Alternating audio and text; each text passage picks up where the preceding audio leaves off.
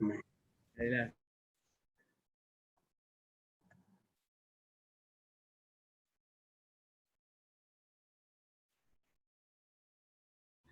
Dale, querido Diego. Ya. ¿Se me escucha? Sí. Perfecto. ¿Ven la pantalla? Sí, Sí, se ve. Perfecto. Bien. Bueno, muchas gracias. Realmente es un tiempo especial, hace un tiempo especial de preparación. Estuve orando qué es lo que podía compartir o qué es lo que el Señor tenía para que yo les pueda hablar, ¿no? Y a veces hay que tener paciencia y el oído sensible para darse cuenta. Pero bueno, el Señor ha ido confirmando y claro, ha confirmado de varias formas, así que bueno, ha sido un buen tiempo de preparación. He seguido también las recomendaciones de Rolex en cuanto al baño, peinarme bien, todo listo. Bien, he titulado el tema El nombre sobre todo nombre. Que es la parte central de este mensaje, que no presenta ningún tipo de subjetividad, al contrario, se enfoca en el nombre y la persona de Jesús como elemento central y la reflexión sobre la enseñanza bíblica. Está pensado por una duración de unos 40 minutos, consta de 3 partes, estructurado el mensaje en 3 partes. La primera, que nos habla un poco de las fiestas solemnes, centrándonos en la Pascua y sus orígenes, con algunos textos bíblicos de apoyo.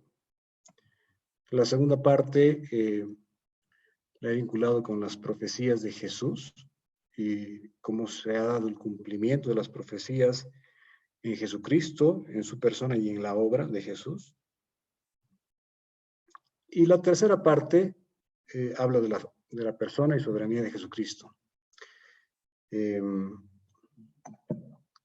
Así que sin mayor preámbulo, vamos a empezar. Bien.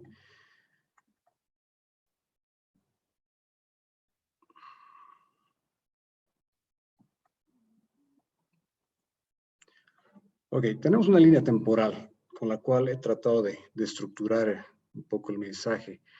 Y es que inicialmente quiero enfocarme en las fiestas solemnes que Dios había establecido para el pueblo de Israel. Y poder entender también cuál ha sido el origen de la Pascua, desde cuándo empezó, cuál es el significado y demás. Entonces, básicamente, la Pascua y su origen datan desde el Éxodo, desde la salida del pueblo de Israel de la esclavitud de Egipto, aproximadamente 1330 años antes de que venga Jesucristo, ¿no? En el reinado del emperador Akenatón, por la referencia arqueológica que se tiene, y podemos ver que en el libro de Éxodo nos habla de este origen de la Pascua y cómo empezó y qué significaba. Justamente, Dios, queriendo libertar a su pueblo por medio de Moisés, envió, como todos saben, varias plagas y el corazón del faraón solamente se enduró y se enduró más. Dios estaba dispuesto a mandar una última plaga para liberar a su pueblo. Y esta plaga era justamente el espíritu de muerte. El espíritu de muerte que iba a tocar a todos los primogénitos del reino de Egipto. Es así que instruyó a su pueblo que hagan el sacrificio de un cordero bajo ciertas tareas específicas y que lo coman esa misma noche asado y que luego lo den en holocausto. Dando algunas instrucciones como que no debía quedar este cordero hasta el día siguiente. Tenían que comer apresuradamente este alimento con panes sin levadura y con hierbas amargas. Y esta era la Pascua de Jehová. En el versículo 12 de Éxodo capítulo 12, versículo 12, nos dice, pues yo pasaré aquella noche por la tierra de Egipto y heriré a todo primogénito en la tierra de Egipto, así de los hombres como de las bestias. El 13 nos dice, y la sangre os será por señal, y veré la sangre y pasaré de vosotros, y no habrá plaga de mortandad cuando hiera la tierra de Egipto. En el 14 nos dice que ese día será memoria y se celebrará como fiesta solemne para Jehová durante las generaciones por estatuto perpetuo. El 15 nos habla de la continuación de esta fiesta, que es la fiesta de los panes sin levadura, que la vamos a revisar y analizar un poquito más adelante. Y básicamente instruye que no existe levadura en las casas del pueblo de Israel, ni cualquier cosa que pudiera estar leudado. Además de levadura, algunos otros granos como la cebada, el centeno y demás. No podía estar ni en los alimentos ni en las casas. Vamos a entender luego el significado de esto y por qué. Nuevamente el verso 24 nos dice que guardaréis esto por estatuto perpetuo para vuestros hijos. Y cuando los hijos pregunten qué es este rito, vosotros responderéis, es la víctima de la Pascua de Jehová, el cual pasó por encima de las casas de los hijos de Israel en Egipto, cuando hirió a los egipcios y libró nuestras casas. Entonces el pueblo se inclinó y adoró. Bien, ese es el origen básicamente de la fiesta de la Pascua, como nos relata el libro del Éxodo.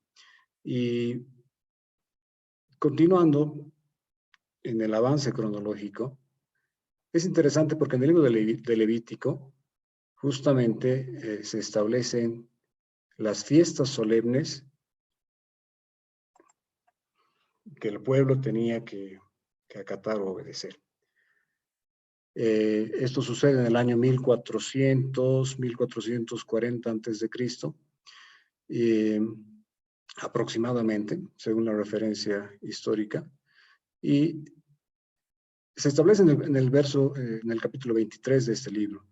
Lo voy a leer rápidamente porque me parece interesante e importante.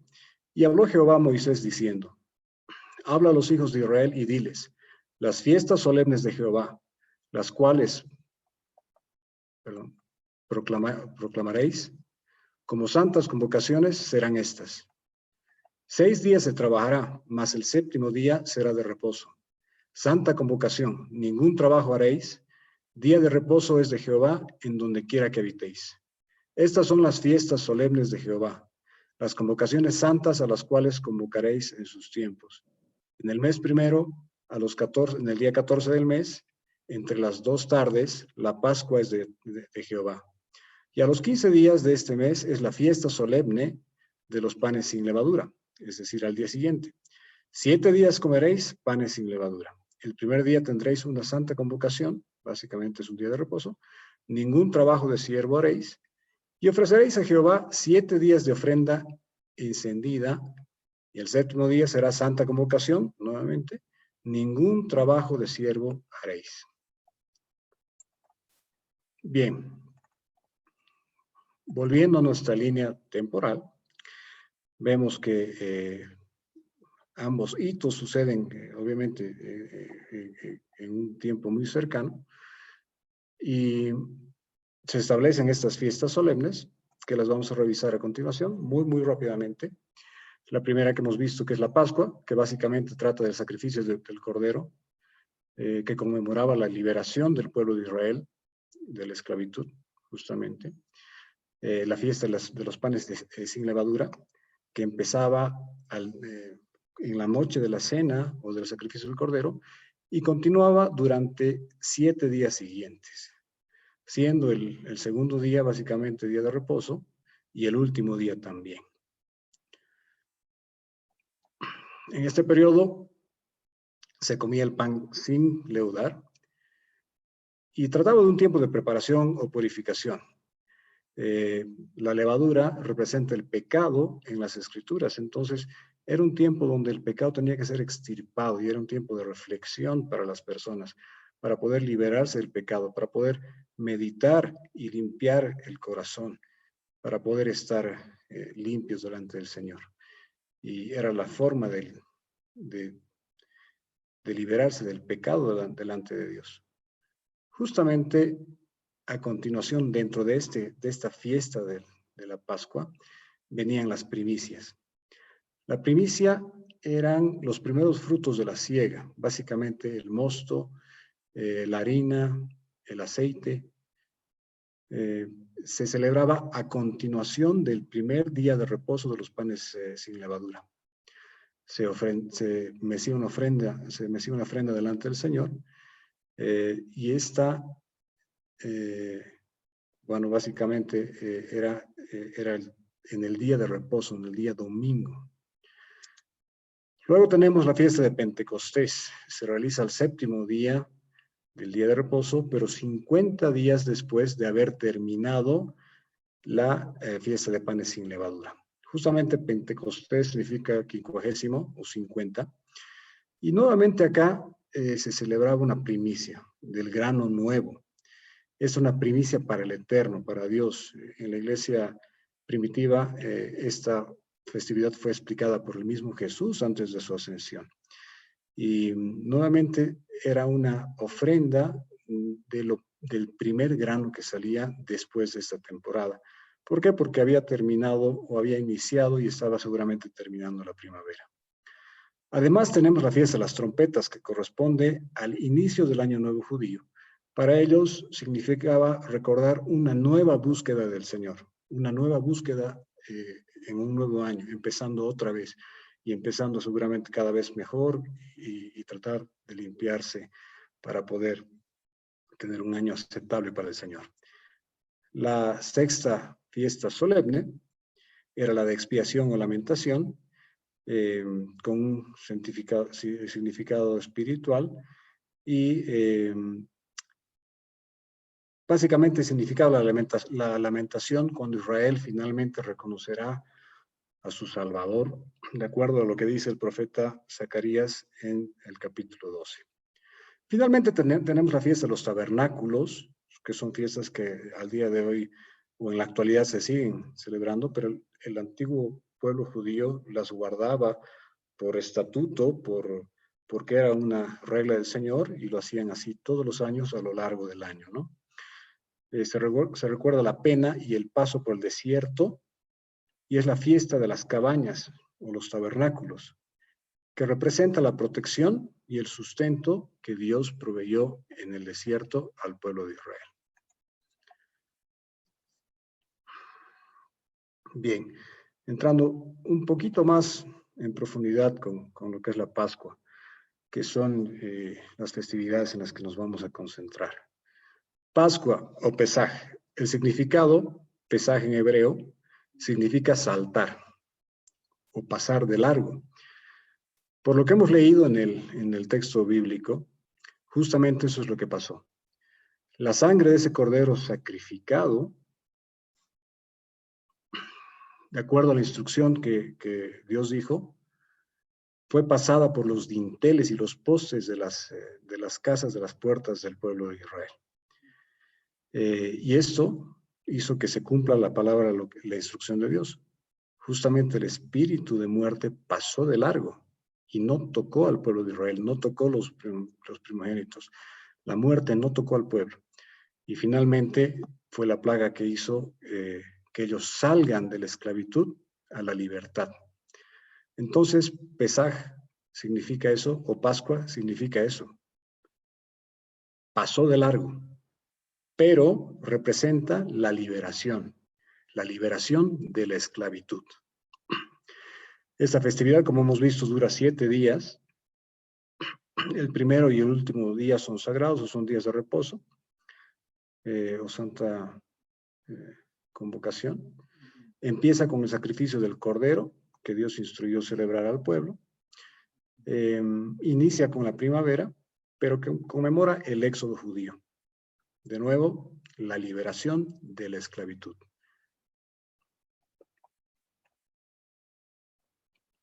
De igual modo, viendo el significado de los panes sin levadura, como vimos en el texto igual, son 7 días de comer sin grano ni levadura. Representa el pecado y la maldad interior y es un periodo de purificación y reflexión. Nuevamente tiene la Santa Convocación y está muy estrecha y vinculada con la fiesta de las primicias, como lo habíamos visto antes. La primicia de los primeros frutos de la siega, el mosto, la harina y el aceite, y el día siguiente, que es el día siguiente del primer día de reposo, se celebra justamente ese día, que es el primer día de la semana para el pueblo judío, ¿no? Que caía en domingo.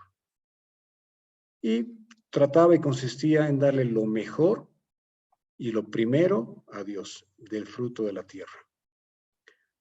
Bien. Básicamente, de eso se trata el primer punto, poder entender cuáles eran las fiestas solemnes judías. Y me parece hacer una reflexión sobre esto y tratar de entender el origen y recordar el origen, puesto que la Semana Santa pasó recién, todavía está fresca, y estuve yo meditando sobre esto, ¿no? Sobre la solemnidad de la Semana Santa, sobre el significado y también sobre el origen, y el Señor me recordaba algunas cosas en esto.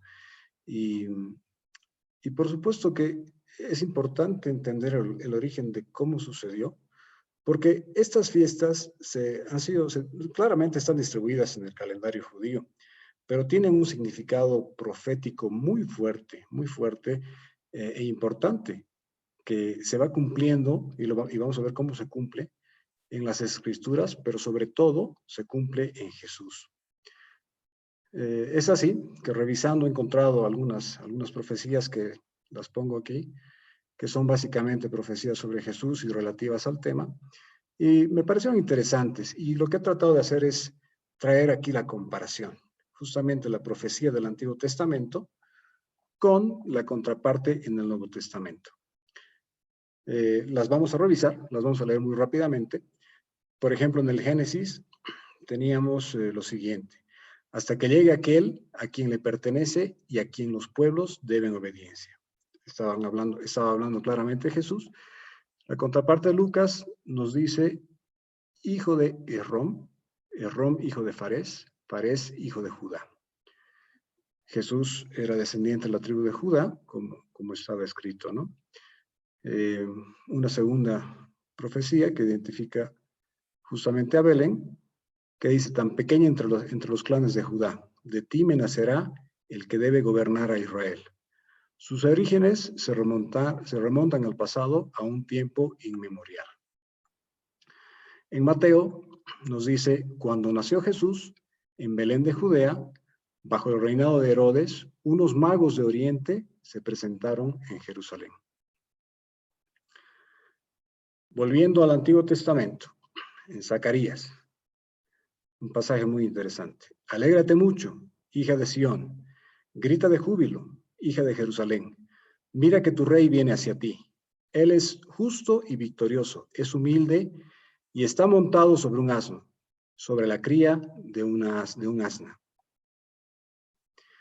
En Juan 12 nos dice: tomaron ramas de palmera y salieron a recibirle, y clamaban: Hosana, sálvanos en hebreo, bendito el que viene en el nombre del Señor, el Rey de Israel.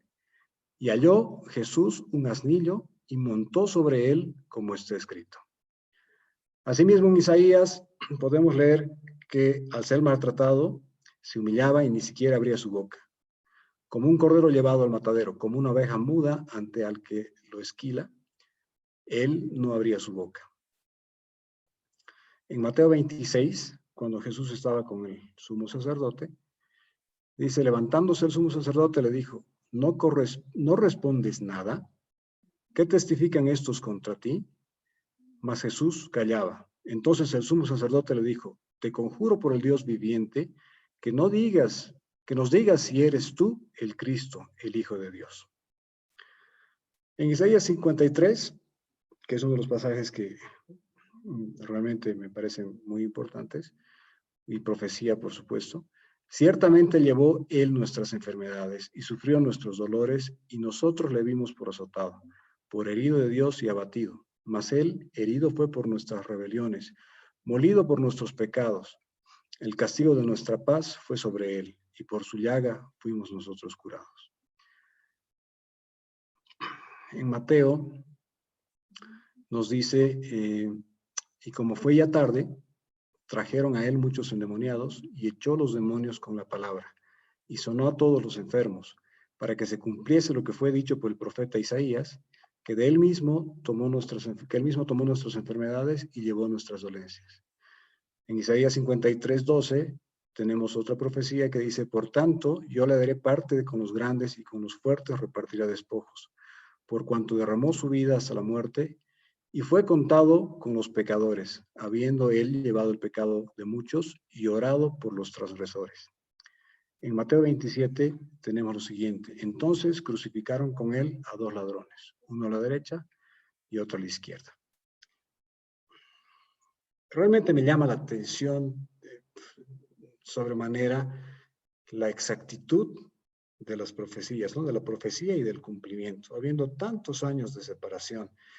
Pero la Biblia es perfecta en esto y el plan de Dios se refleja en la vida y el plan de Dios también se refleja en las fiestas judías, que ciertamente tenían su importancia en la época previa a Jesucristo y a la obra de la cruz, porque tienen ese contenido espiritual que les comentaba y ese contenido profético. Viendo y volviendo a la línea del tiempo, vemos que la primera profecía que hemos identificado sucede en el Génesis.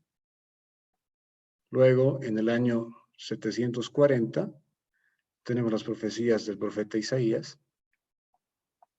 En el año 700, el profeta Miqueas han sido casi contemporáneos.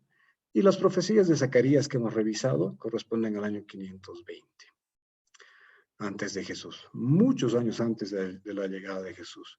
Pero la exactitud es abrumante, es realmente impresionante. A mí me llama mucho la atención y me motiva y me despierta este sentido solemne y por supuesto de devoción hacia las cosas del Señor, porque Dios plasmó justamente su plan de salvación, su plan perfecto en estas simbologías que existen en el Antiguo Testamento.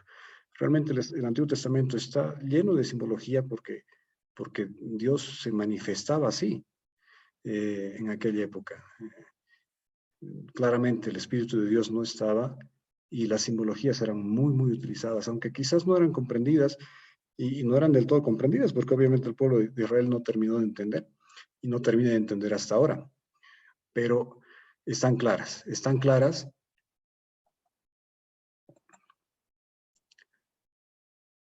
y las vamos a analizar un poquito más, simplemente para terminar de entenderlas. La Pascua del Señor.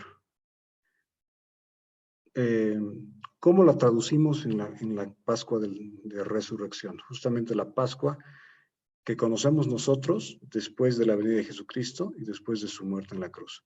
Es un recordatorio solemne del sufrimiento y muerte de Cristo, representa la aceptación del cuerpo quebrantado de Jesús y el derramamiento de su sangre por nuestra salvación. La fiesta de panes sin levadura justamente consta o trata y persigue el objetivo de alejar los viejos hábitos pecaminosos y crecer en gracia y conocimiento, reflexionando, tratando de entender nuestros problemas, nuestros pecados, despojándonos del pecado, representado por los panes sin levadura. Claramente es un periodo de reflexión, de poder examinar nuestros corazones, ¿no?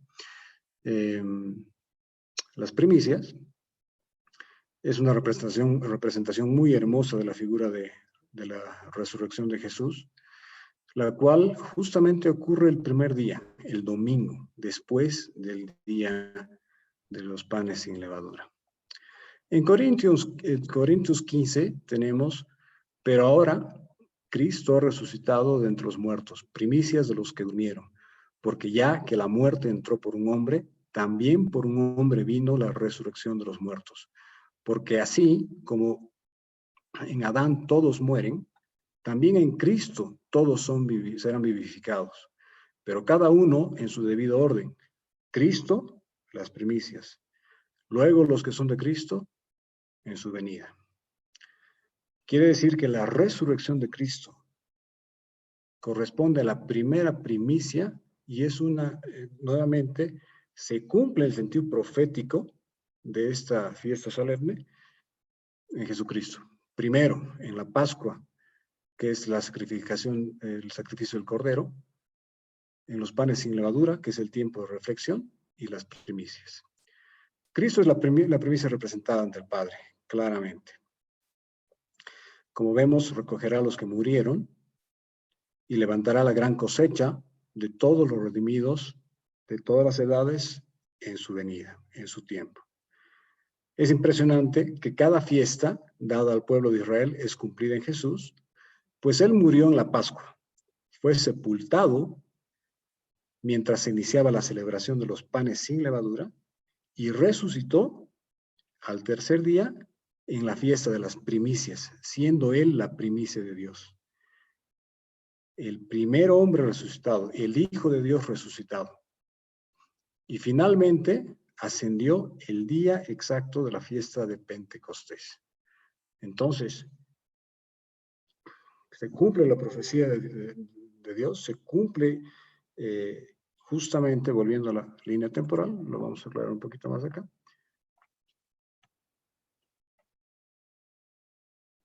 Creo que esto es muy revelador y es muy interesante. Vale la pena entenderlo y reflexionarlo, porque casualmente suceden esos tres hitos que son tan importantes en los días de las fiestas solemnes. En el día, Jesús hace la última cena, el día de la Pascua, de la cena de Pascua. Es muerto, es sacrificado el primer día de la Pascua y de los panes sin levadura, y resucita al tercer día, el domingo, el primer día de la semana, que representa justamente la primicia de Dios. Todo esto sucede en la Pascua judía. No es una coincidencia, es una poderosa simbología que que Dios va cumpliendo de acuerdo con sus profecías y su plan, el plan de Dios. Jesús cumple con todas las profecías del Antiguo Testamento y vence la muerte. Y es sacrificado por el perdón de los pecados de la humanidad. Realmente por medio de Él somos libres y tenemos acceso al Padre. Somos libres del pecado, somos libres de la esclavitud.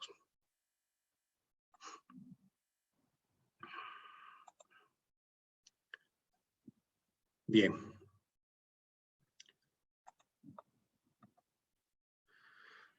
Continuando con el punto 3, habiendo entendido el cumplimiento de las profecías y las simbologías que esto significan, entramos a la persona y soberanía de Jesús, que es la tercera parte de este mensaje. Y aquí yo quiero resaltar un poco justamente cómo era Jesús, y Jesús como observador de las fiestas. Observador, me refiero a practicante, porque él como judío practicaba claramente las fiestas, y tenemos referencias bíblicas en el Nuevo Testamento, donde él muestra que asistía desde niño, ¿no? Por ejemplo, la Biblia nos enseña que él y sus padres observaban y celebraban las fiestas al punto que en una de ellas, durante la fiesta de la Pascua, Jesús, bueno, lo pierden de vista, los padres lo pierden de vista y él se queda. Y al día siguiente de que habían partido de Jerusalén, se dan cuenta que no estaba y deciden regresar, y al cabo de 3 días lo encuentran. Lo encuentran y él estaba en el templo. En Lucas 2, tenemos aquí la referencia bíblica, la vamos a leer rápidamente. nos cuenta esto, ¿no? Nos relata lo que acabamos de hablar. Y es que iban sus padres todos los años a Jerusalén a la fiesta de la Pascua. Y al regresar, Jesús se quedó, sin que lo supiesen José y su madre. Deciden ellos volver a buscarlo a Jerusalén y 3 días después lo hallan en el templo. Y le preguntan, pero lo encuentran en medio de los doctores de la ley, oyéndoles y preguntándoles. Todos se maravillaban por su inteligencia y las respuestas. Realmente Jesús estaba creciendo en gracia y sabiduría, como dice la palabra, pero porque observaba con devoción justamente las cosas que eran de Dios. En este caso, las fiestas solemnes o sagradas del Señor, que tenían un significado espiritual muy fuerte, sobre todo para el pueblo de Israel. Y los padres le dicen, ¿no? Te hemos buscado con angustia. Y Jesús dice, ¿por qué me buscaban? ¿No sabíais que en los negocios de mi Padre me es necesario estar? Y un poco la respuesta hace pensar, ¿no? Porque, claro, los padres estaban actuando naturalmente y Jesús estaba respondiendo espiritualmente.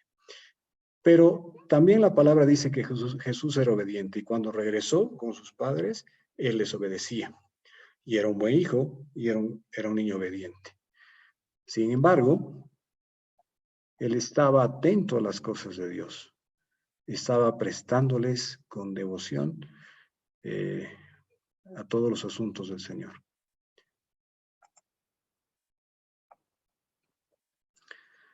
Bien. El otro versículo que es interesante es el de Lucas 22, donde nos muestra que Jesús, me he saltado uno, que también quería mostrarles, en Juan 7, capítulo 7, versículo 8, Jesús dijo a sus hermanos, subid vosotros a la fiesta. Aquí estaban hablando de la fiesta de los tabernáculos. Jesús sube secretamente porque no quería que despertara o que se suscitara persecución, pero él sube a la fiesta y empieza a compartir, y empieza a hablar y empieza a explicar cosas en la fiesta, empieza a hablar obviamente y a predicar. Es así que es partícipe y asiste a la fiesta de los tabernáculos. En Lucas 22:7, Jesús instruye a sus discípulos para que preparen la cena de la Pascua. Esto es previo a que prendan a Jesús y por supuesto a que muera en la cruz, ¿no? Vamos a leer rápidamente el pasaje bíblico. Y Lucas 22 nos habla de la institución de la cena del Señor. Dice que llegó el día de los panes sin levadura, en el cual era necesario sacrificar el cordero de la Pascua. Jesús envió a Pedro y Juan para que preparen la Pascua, indicando a que busquen a una persona y que digan que les preparen la Pascua, ¿no? Ellos le dijeron, ¿dónde quieres que la preparemos? Y él les dijo, he aquí que al entrar en la ciudad, os saldrá al encuentro un hombre que lleva un cántaro de agua, síganlo, y donde él entre, díganle al padre de familia, el maestro te dice, ¿dónde está el aposento donde he de comer la Pascua con mis discípulos? Entonces él les mostrará un gran aposento alto ya dispuesto. Preparad allí. Fueron pues, hallaron como les había dicho y prepararon la Pascua. Cuando era la hora, se sentó a la mesa y con él los apóstoles y les dijo, ¿cuánto he deseado comer con vosotros esta Pascua antes de que padezca? Claramente estaba anunciando y justamente en esta cena Jesús anuncia su muerte, hace el partimiento del pan, del vino y el mensaje que conocemos, anunciando que él iba a entregar su cuerpo por nosotros, por el perdón de los pecados y que se iba a sacrificar por los pecados de la humanidad. Pero claramente lo está haciendo en la fiesta de Pascua. Cumpliendo así la profecía como estaba escrita en el Antiguo Testamento, en la Biblia y en toda la escritura del Señor.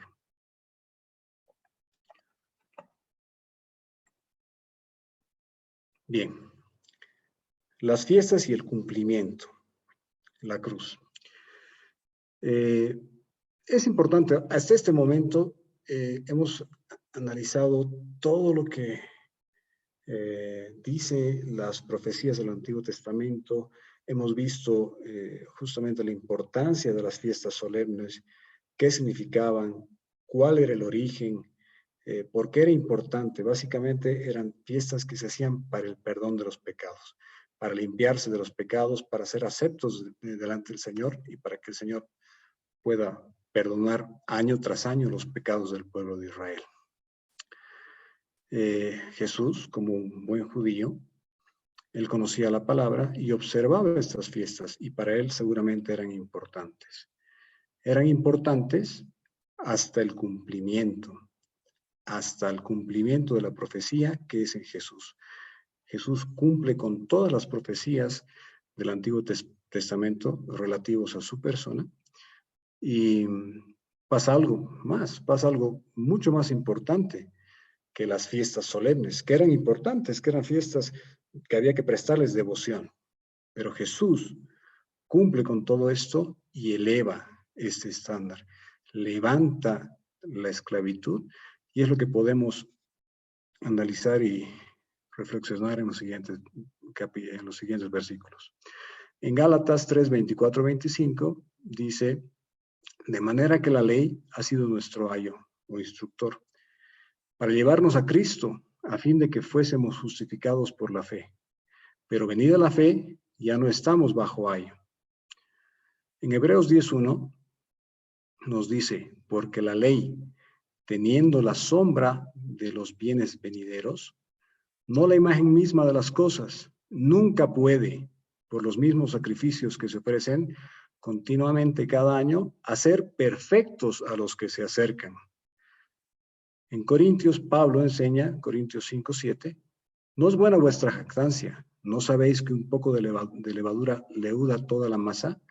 Limpiaos pues de la vieja levadura, para que seáis nueva masa, sin levadura como sois. Porque nuestra Pascua, que es Cristo, ya fue sacrificada por nosotros. Es importante porque hasta este momento habíamos visto la importancia de las fiestas solemnes, pero esto cobra otro sentido, porque ya no es necesario hacer las obras que nos enseñaba el Antiguo Testamento, este ayo o instructor que hace una especie de entrenamiento para lo que se venía. Justamente la fe que venía por medio de Jesucristo, la fe de Jesucristo, la fe que se consolidó con Jesús en la cruz. Entonces, era parte del cumplimiento, era parte de la devoción que Jesús aprendió, mantuvo y practicó. Sin embargo, todo cobra sentido y cobra mayor importancia.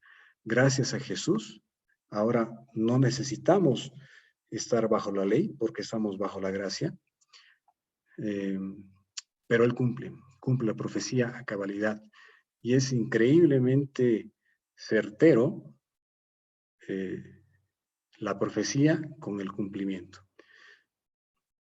En Romanos 6:23 dice, porque la paga del pecado es muerte, mas la dádiva de Dios es la vida eterna en Cristo Jesús, Señor nuestro.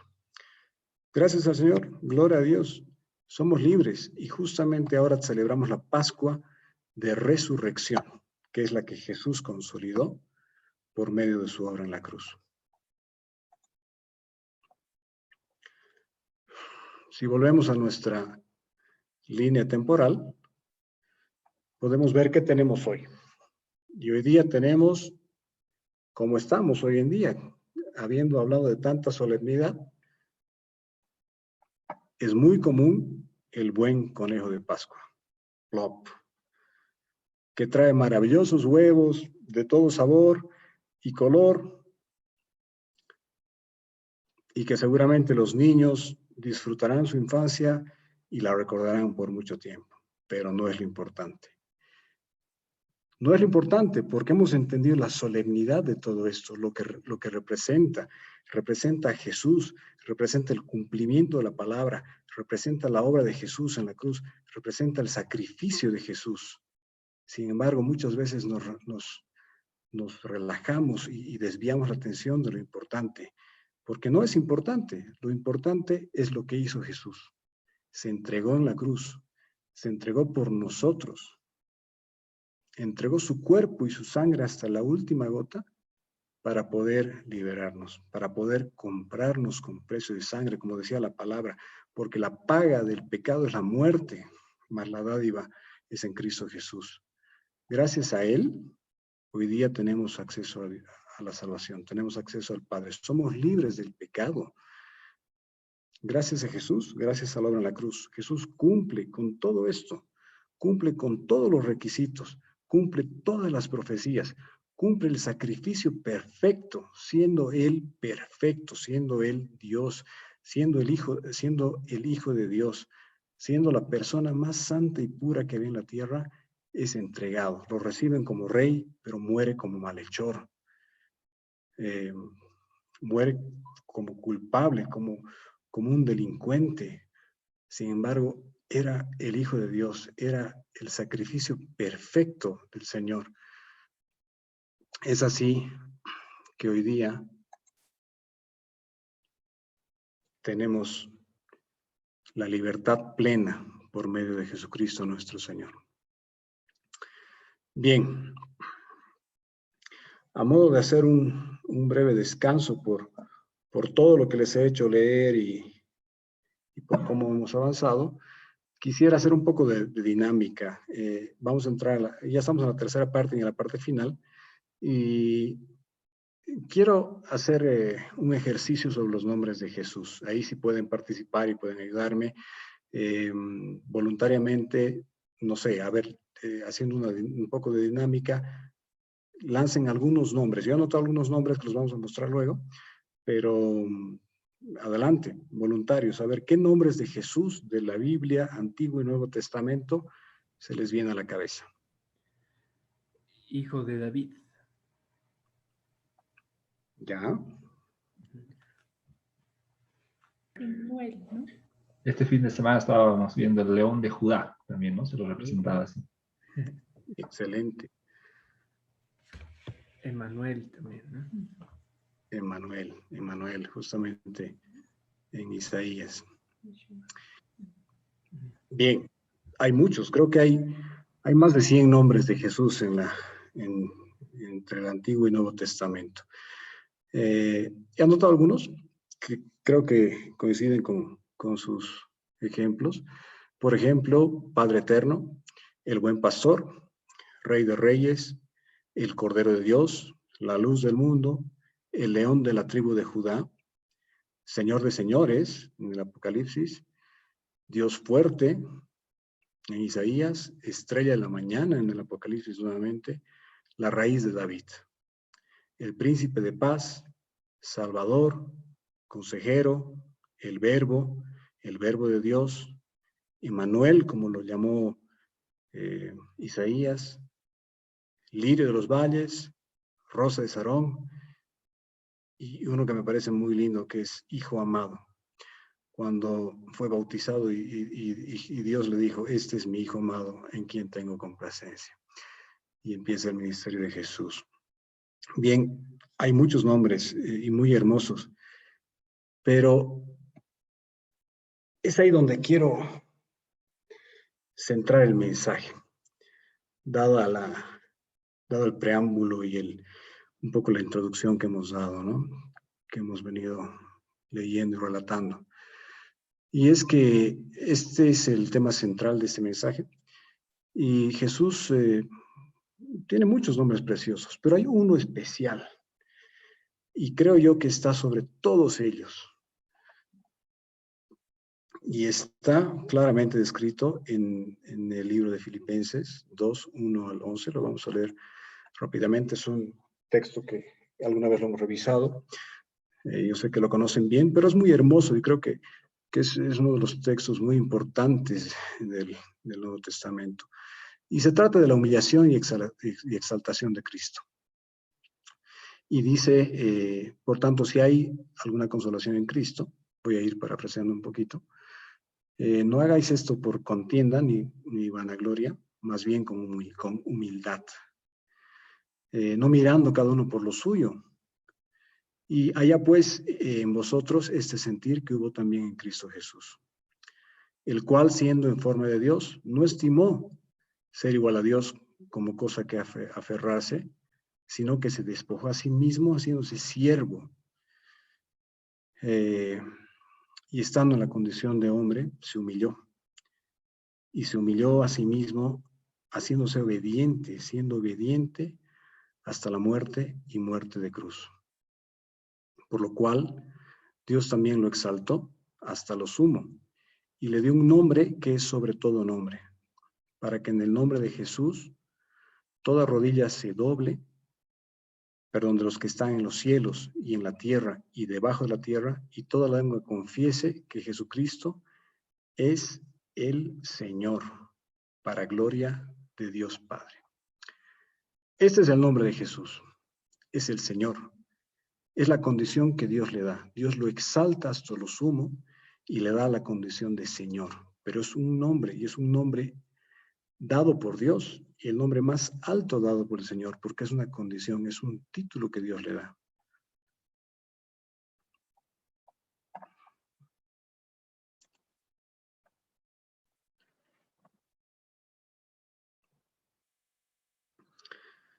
Entonces, aquí hago un ejercicio. Este es el título más alto de Cristo. Y originalmente en el texto bíblico, en la escritura de Pablo, que era escrita en griego, significa Kyrios, ¿no? La palabra Kyrios es equivalente al Señor. Pero en la época, ser Kyrios era una máxima autoridad. El César, por ejemplo, en la época era Kyrios y nadie más podía ser Kyrios. Jesús era identificado como Kyrios y sus seguidores morían cuando decían que Jesús era el Kyrios, porque no podía haber otro Kyrios que no sea el César, por ejemplo. Pero sus seguidores no negaban la fe de Jesucristo y preferían morir antes de reconocer que existía otro Señor antes de Jesús, como Dios lo exaltó. Básicamente esto es ser jefe, ser dueño, ser amo, ser soberano. Y si sumamos a esto ser máxima autoridad, tenemos esto en la ecuación: el Señor. Jesucristo es el Señor de señores, es el Rey de reyes, es el centro del universo. Ese es el nombre, sobre todo nombre, como leíamos en el pasaje de Filipenses. Y bien,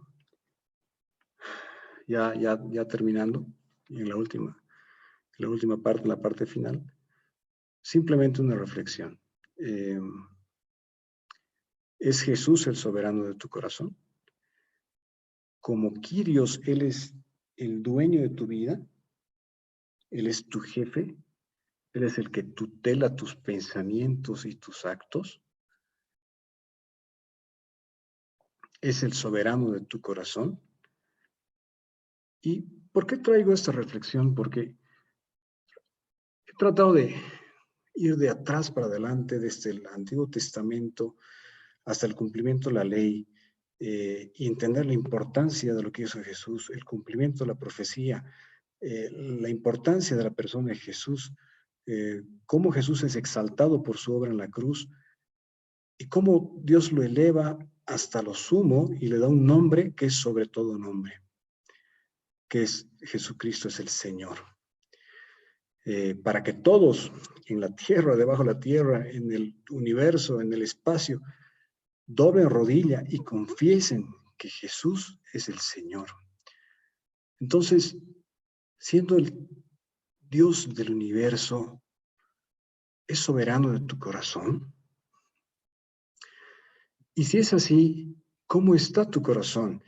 Y esto yo estuve reflexionando en el tema de cuando estaba observando y viendo que se venía la Semana Santa y pensaba, razonaba sobre esto y me acordaba cuando era niño, inclusive en la tele, veía todo el tiempo películas de Jesús y solamente daban películas de Jesús y de de la obra en la cruz y del Éxodo y la Pascua, y como que todo era, antes había otro tipo de influencias, quizás no había tanta influencia, porque estamos en la era de la información, y como que se mantenían las cosas con algo más de devoción.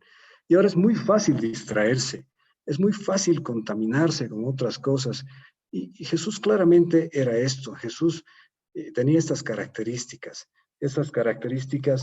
que eran, que él practicaba la devoción, practicaba la obediencia, practicaba la honra hacia el Señor. Y veo que yo me sentí así, pese a que estaba tratando de pensar en esto y ver lo solemne que antes era seguramente la Semana Santa, y aunque la parte central, por supuesto, es Jesucristo en la cruz y no necesitamos una fecha específica, sin embargo, creo que hemos perdido la devoción. Y con tanta influencia que tenemos, estamos dejando entrar cosas que no son propiamente del Señor. Y muy fácil con la música que uno escucha, con el reggaetón contaminante que nos contamina los oídos, con la televisión, a veces uno va cambiando el canal y escuchas y ves basura sin darte cuenta. El otro día me pasaba eso y estaba yo cambiando, estaba medio adormecido por la tele y me di cuenta que estaba viendo basura. ¿Por qué? Porque en un momento de relajación, eh, nada, me dejé llevar. Y, y uno puede dejarse influenciar. ¿Y cómo está nuestro corazón? El Rey de Reyes, que murió por nosotros, que se entregó por nosotros, que es el soberano y debe habitar en nuestro corazón, puede habitar en un corazón limpio. Está limpio como para, o sea, es un corazón digno para el Señor de señores, para el centro del universo. Y quizás hay que comprender y retroceder, no observando necesariamente las fiestas judías, pero sí el comportamiento de Jesús, la devoción, la obediencia, la honra. Preparemos nuestro corazón, y no porque haya que esperar otra Semana Santa, porque esto es cada día, porque Él se merece un corazón limpio, un corazón digno de su sacrificio, un corazón digno de todo lo que Él hizo, un corazón digno del Rey de Reyes, del Señor de Señores. Y si tu corazón no está preparado, quizás podemos trabajar en algunos pasajes de la Biblia, como Proverbios, que dice que tus ojos miren lo recto y diríjanse tus párpados hacia lo que tienes delante. Y claramente hay que observar lo recto, las cosas buenas, la palabra del Señor, de manera algo consciente, volviendo a la devoción, volviendo a la obediencia, volviendo a la honra. En Mateo nos habla de que de la abundancia del corazón habla la boca.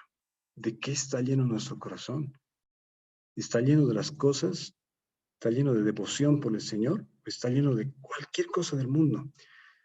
Es muy fácil en una reunión donde se hablan de chistes obscenos o cualquier otra cosa y nos vamos llenando sin darnos cuenta. Y a veces dejamos que nuestro corazón se pueda llenar de basura si es que participamos conscientemente. Cuando tenemos que volver atrás a la devoción, a la obediencia, a la honra. En Hebreos dice, seguid la paz con todos y la santidad, sin la cual nadie verá a Dios. Pero ¿cómo logramos esta santidad? Claramente con humildad, honrando al Señor, a nuestro Rey de Reyes. Si nuestro corazón, Él no es el Rey, no va a ser Rey tampoco en nuestra vida, y claramente la santidad no está en nuestras fuerzas, ni siquiera en una decisión cerebral, más bien espiritual. Pero la palabra también nos prepara para esto. Y en Filipenses 4, por ejemplo, vemos este capítulo que creo que es muy importante, este versículo, perdón. Dice, por lo demás, hermanos, todo lo que es verdadero, todo lo honesto, todo lo justo y lo puro, todo lo amable, todo lo que es de buen nombre, si hay virtud alguna, si algo digno de alabanza, en esto pensad. Lo que aprendiste y recibiste y oíste y viste en mí, esto haced, y el Dios de paz estará con vosotros. Pues ninguna condenación hay para los que andan conforme a la carne, sino conforme al Espíritu, como dice Romanos también. Entonces, para terminar, simplemente recordarles, busquemos al Señor, busquemos al Rey en nuestras oraciones, charlando con Él, riendo con Él. Hagamos que el tema de la devoción sea algo del día a día. Busquémoslo a tiempo y a destiempo. Seamos obedientes en la oración, en los tiempos con el Señor, en las cosas que Dios nos habla. Honremos a Dios. Llenémonos de lo santo, de lo puro, de lo de buen nombre. Del nombre sobre todo nombre. Amén. Muchas gracias. Amén. Qué lindo, querido Diego, el